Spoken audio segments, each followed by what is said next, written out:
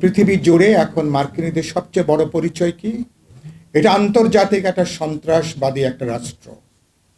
এটা আন্তর্জাতিক সারা দুনিয়ার বিভিন্ন কন্টিনেন্টে যুদ্ধ, আগ্রাসন এবং জবরদখল এটাকে বিস্তৃত করবার ব্যাপারে যারা নেতৃত্ব প্রদান করে যাচ্ছে সেটা হচ্ছে মার্কিন যুক্তরাষ্ট্র। আর বিশেষ করে ট্রাম্প প্রশাসন ক্ষমতায় আসবার পরে তিনি এখন এটাকে নেতৃত্ব প্রদান করছেন।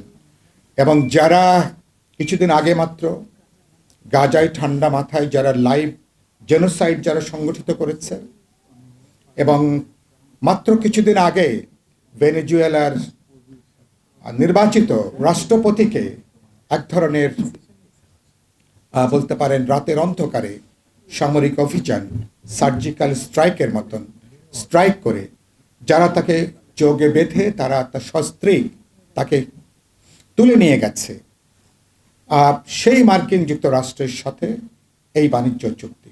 এবং ইরানে আপনারা দেখেছেন, ইরানে যারা ইসরায়েল, আমি ইসরায়েলকে বলি প্রধানত মার্কিন যুক্তরাষ্ট্রের একটা মিলিটারি আউটপোস্ট, একটা সামরিক আউটপোস্ট হিসাবে মধ্যপ্রাচ্যে ইসরায়েলেরকে সেখানে দাঁড় করানো হয়েছে।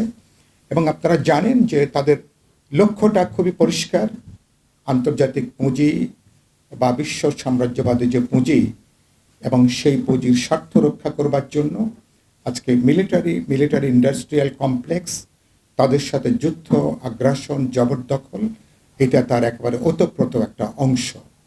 ফলে গোটা তারা একদিকে যেমন আফ্রিকাকে, এই ল্যাটিন আমেরিকাকে তারা নতুনভাবে তারা দখলদারিত্ব কায়েম করবার একটা তৎপরতা দেখি নানাভাবে, গোটা আরব দুনিয়াকে তার মানচিত্র পরিবর্তন করবার জন্য বাস্তবে তারা ইরান, যারা আরব দুনিয়ার মধ্যে একমাত্র এখন প্রতিবাদী বা প্রতিরোধের শক্তি দাঁড়িয়েছে এই মার্কিন এবং ইসরায়েলি এই অশুভ চক্রের বিরুদ্ধে, তাদেরকে তারা বিনাশ করবার জন্য তাদের যে অন্যায় যুদ্ধ সেখানে তারা যেটা করছে।